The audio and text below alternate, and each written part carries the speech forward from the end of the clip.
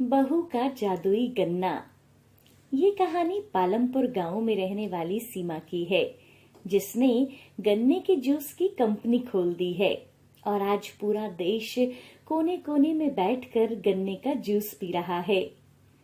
सीमा ने ये कंपनी कैसे बनाई, इसे जानने के लिए आपको 7 साल पीछे जाना पड़ेगा।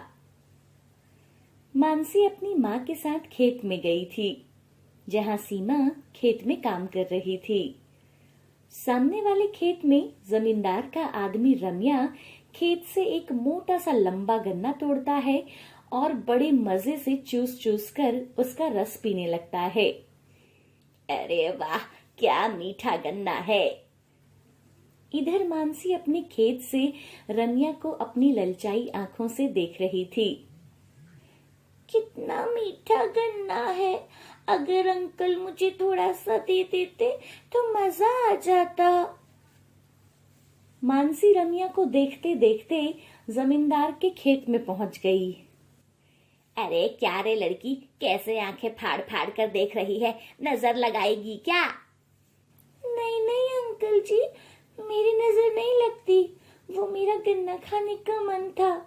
हमारे खेत में एक भी गन्ना नहीं है। अच्छा, गन्ना खिलाऊं तुझे? रमिया मानसी को गन्ने से मारता है और मानसी जमीन पर गिर जाती है।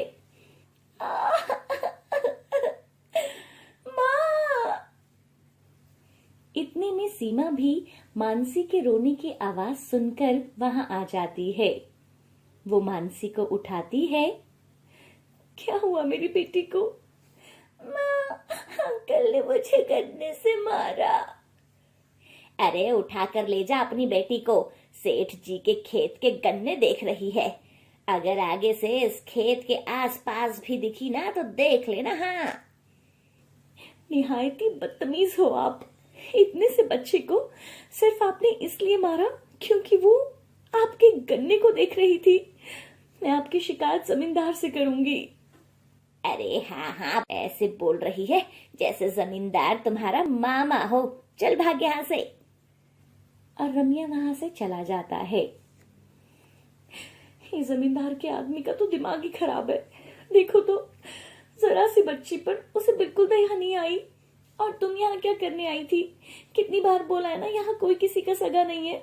जो तुम्हें चाहिए मुझसे बोला करो। मानसी रोते हुए अपनी माँ से बोलती है, माँ, थोड़ा सा ही तो गन्ना मांगा था मैंने अंकल से। सीमा मानसी को गले लगा लेती है। तभी उसे उषा ताई का ध्यान आता है। चलो, तुम्हें गन्ना खाना है ना, तुम्हें गन्ना खिलाती हूँ। और सीमा मानसी के साथ उषा ताई के घर जाती है और उसे सारी बात बताती है। अरे ये रमिया तो ऐसा ही कपटी है। तू जा बेटा, वो घर के पीछे नल के पास एक गन्ना उगा हुआ है, जा उसे बिटिया को तोड़ कर ला कर दे। सीमा जाती है और उस गन्ने को तोड़ती है और वो गन्ना जड़ समेत ही जमीन से निकल जाता है। अरे ताई, माफ करना, ये गन्ना तो जड़ समेत जमीन से निकल गया। अब यहाँ और कोई गन्ना नहीं उग पाएगा। अरे कोई बात नहीं बेटा, तू नीचे की जड़ के साथ थोड़ा गन्ना अपने खेत की जमीन में बो देना, ठीक है? सीमा गन्ना मानसी को देती है और अपने खेत में जाती है। तू यहीं बैठकर गन्ना खा, मैं जरा इसे जमीन में बोकर आती हूँ। और वो अपने खेत में गन्ने की जड़ वाला हिस्सा उगा देती है और बाकी बचा हुआ गन्ना वो मानसी को देती है और खुद हिस्सा खुद भी खाती है। अरे वाह, ताई का गन्ना तो बहुत मीठा है। गन्ना खाते ही सीमा का पेट बिल्कुल भर जाता है। बेटा तू यहाँ बैठ, मैं जल्दी से ना खेत का काम करके आती हूँ। सीमा खेत में सारा काम बहुत ही कम समय में कर लेती है। उसके बाद वो दोनों घर जाते हैं। आज मानसी बहुत खुश थी क्योंकि आज उसने बहुत मीठा गन्ना जो खाया था। उसके बाद वो दोनों सो जाते हैं। अगली सुबह सीमा अपने खेत में जाती है खेत को देखकर सीमा की आंखें फटी की फटी रह जाती हैं। सीमा के पूरे खेत में गन्ने की फसल लहरा रही थी। अरे ये क्या, एक गन्ने की जड़ से मेरा पूरा खेत गन्ने की फसल में भर गया। ये तो किसी जादू से कम नहीं है। गन्ने से भरा खेत देखकर सीमा बहुत खुश थी और उसकी खुशी का कोई ठिकाना नहीं था। हम तो जादुई गन्ने हैं, अब तुम्हें किसी चीज की कोई कमी नहीं होगी सीमा। अब मेरी बच्ची हर रोज गन्ने खा सकती है। वो गांव में ही एक गन्ने की जूस की ठेली लगा लेती है। इतने अच्छे गन्ने देखकर लोग गन्ने का रस पीने वहां आते हैं। अरे वाह, कितने मीठे गन्ने हैं। ऐसे गन्ने का रस तो मैंने पहली बार पिया है। अरे वाह वाह, मजा आ गया। कितने हो गए बहन जी? जी 40 रुपए हो गए। वो आदमी उसे 40 रुपए देता है और वहां से चला जाता है। फिर क्या था, देखते ही देखते सीमा की ठेली पर लोगों की भीड़ लग जाती है। बहुत से लोगों ने गन्ने का रस पिया और अब चारों तरफ सीमा के बनाए हुए गन्ने की रस की बातें हो रही थी। पहले ही दिन सीमा ने अच्छे पैसे कमा लिए थे। अगले दिन सीमा फिर से अपनी ठेली लगाती है और लोगों की लाइन वहां फिर से लग जाती है। इधर जमींदार वहां से गुजर रहा था। अरे पता नहीं क्या जादू है, इस रस को पीकर ना शरीर में एकदम से ताकत आ जाती है। अरे बिल्कुल सही भाई, बिल्कुल सही कहा तुमने। कल मैं अपने बाबूजी के लिए एक गिलास लेके गया था और ये रस पीकर वो एकदम ठीक हो गए थे। मैं तो आज फिर से उनके लिए ये गन्ने का रस लेने आया हूँ।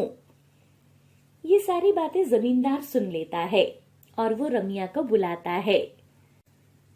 ओ रमिया, सुना है आजकल गन्ने के रस का काम बहुत चल रहा है।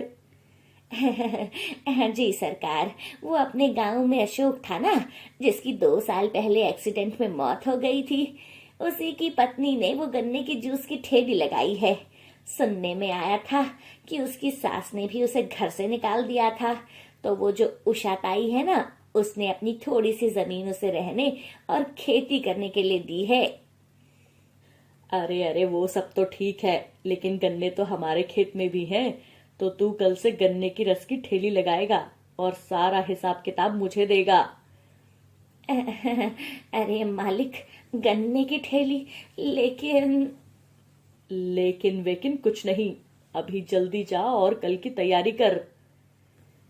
रमिया मन ही मन में सीमा को गालियां देता है और वहां से छोटा सा मुंह बनाकर चला जाता है।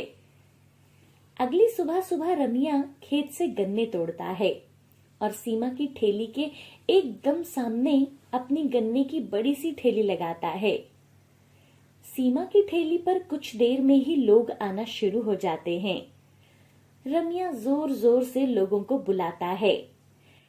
गन्ने का रस ठंडा ठंडा पियो और अपनी गर्मी दूर भगाओ। गन्ने का रस मात्र 30 रुपए में। सीमा की ठेली पर बहुत ज्यादा भीड़ थी, इसलिए 1-2 लोग रमिया की आवाज सुनकर उसके पास जाते हैं। जैसे ही वो उसका रस पीते हैं, अरे अरे अरे, ये गन्ने का रस तो बिल्कुल भी मीठा नहीं है।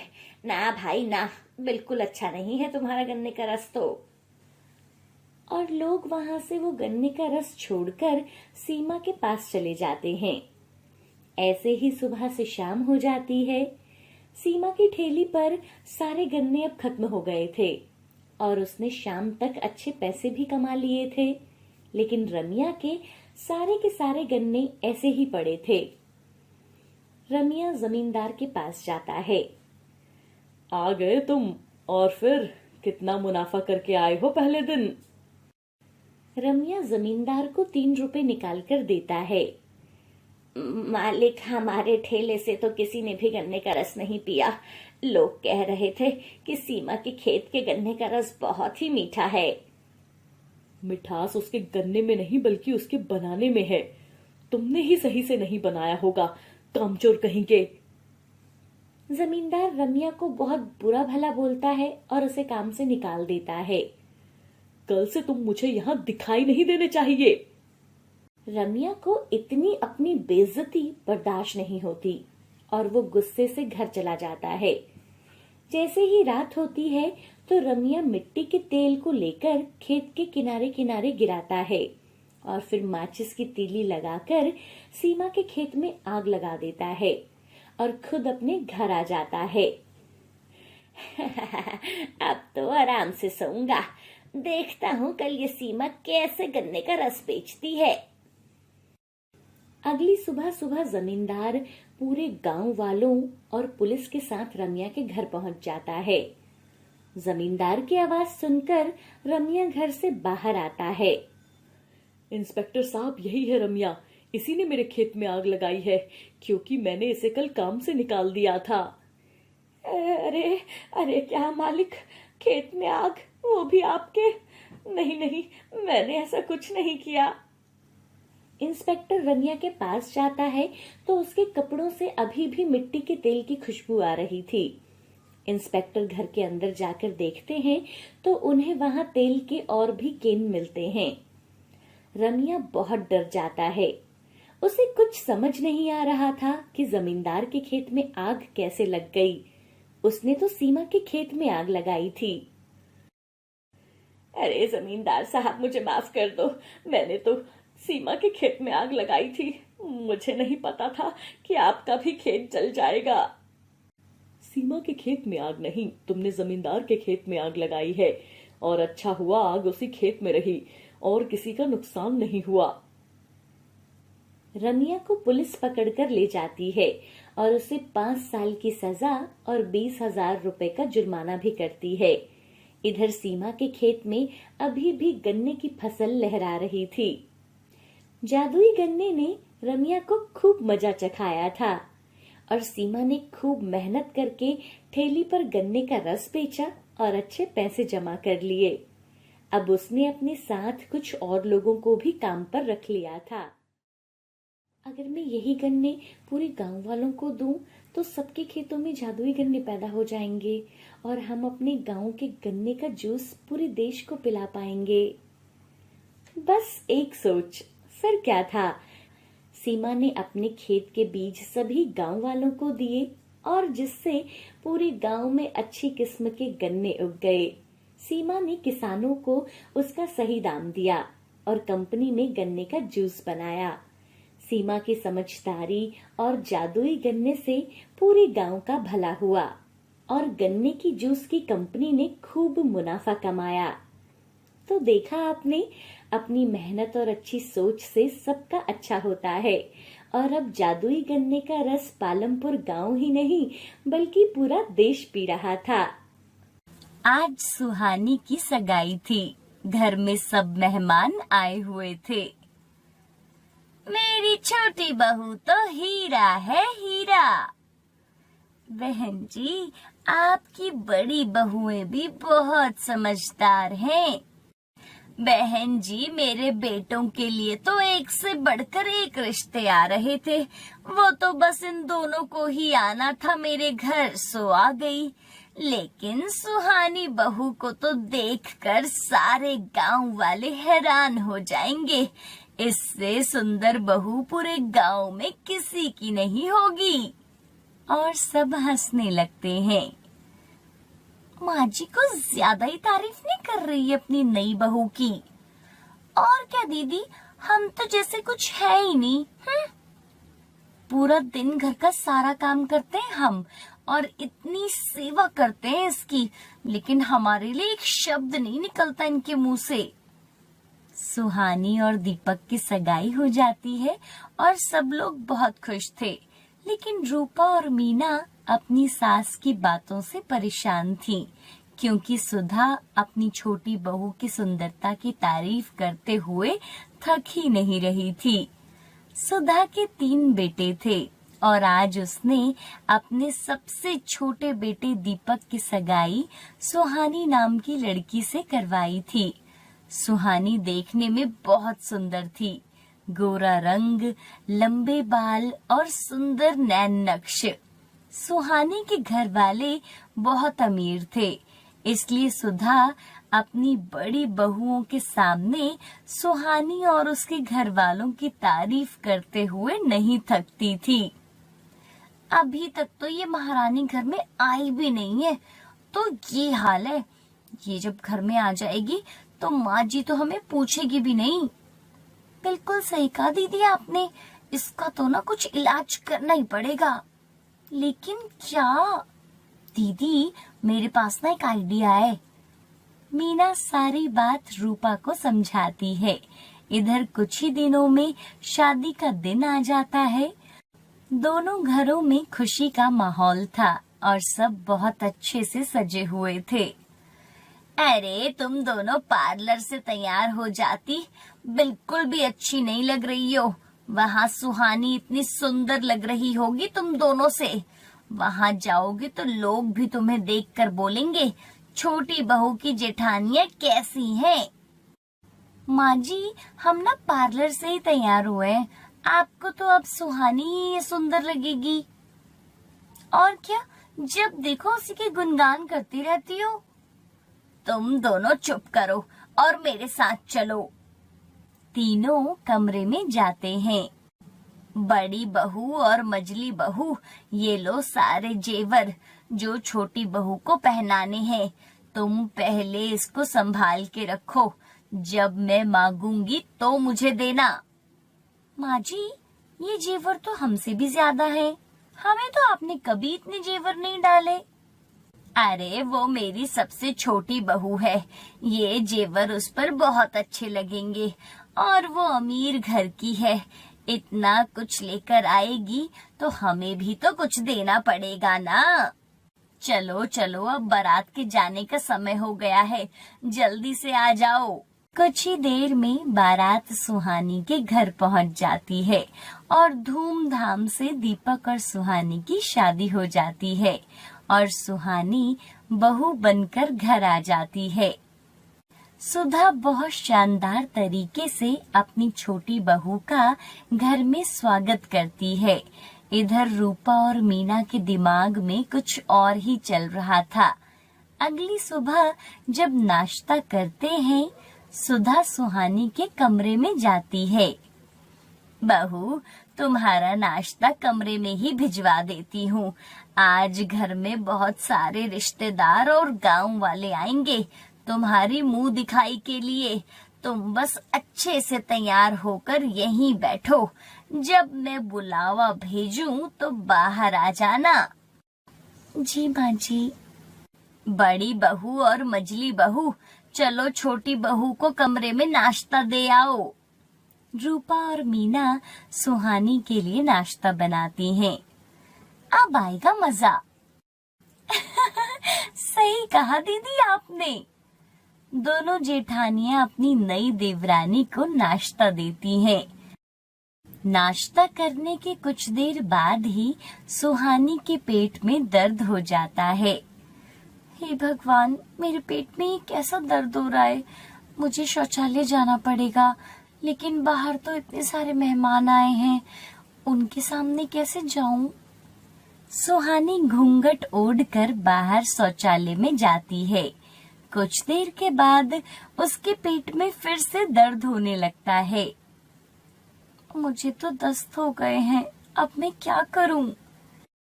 सुहानी बार बार मेहमानों के बीच से बाहर के शौचालय में जा रही थी। अरे हम तो बहू की मुंह दिखाई के लिए यहाँ आए हैं और ये हमारे सामने से बार बार इधर उधर घूम रही है। लगता है ये हमें मॉडलिंग करके दिखा रही है। और सब औरतें जोर जोर से हंसने लगती हैं। सुधा अपनी बहू के पास जाती है। अरे बहू क्या हुआ, तुम बार बार बाहर अंदर क्यों जा रही हो? तुम्हारी तबीयत तो ठीक है ना? माँ जी वो मेरा पेट खराब हो गया है, मुझे दस्त हो गए हैं। अच्छा तुम अपने कमरे में जाओ, मैं तुम्हारे लिए दवाई मंगवा कर देती हूँ। सुधा जैसे ही किचन में जाती है तो वहाँ वो रूपा और मीना की बातें सुन लेती है। अब आया मजा। सही कहा दीदी, रिश्तेदारों को मुंह दिखाई की जगह मॉडलिंग करके दिखाई। तुम दोनों को शर्म नहीं आती? यहाँ खड़े होकर बेचारी का मजाक बना रही हो। अभी एक दिन उसे यहाँ आए हुए नहीं हुआ है और तुम दोनों ने ऐसी हरकत करनी शुरू कर दी। तुम दोनों को तो मैं बताती हूँ। दीपक डॉक्टर से दवाई लाता है और वो सुहानी को देता है। कुछ ही दिनों में सुहानी ठीक हो जाती है। रूपा और मीना सुहानी से अपनी गलती की माफी मांगते हैं। हमें माफ कर दो सुहानी, हमने माँ जी से बदला लेने के लिए तुम्हारे खाने में दस्त लगने की दवाई मिला दी। हमें माफ कर दो, अब हम आगे से ऐसा कभी नहीं करेंगे। सुहानी अपनी दोनों जेठानियों को माफ कर देती है और वो सब मिलकर एक साथ खुशी खुशी रहने लगते हैं।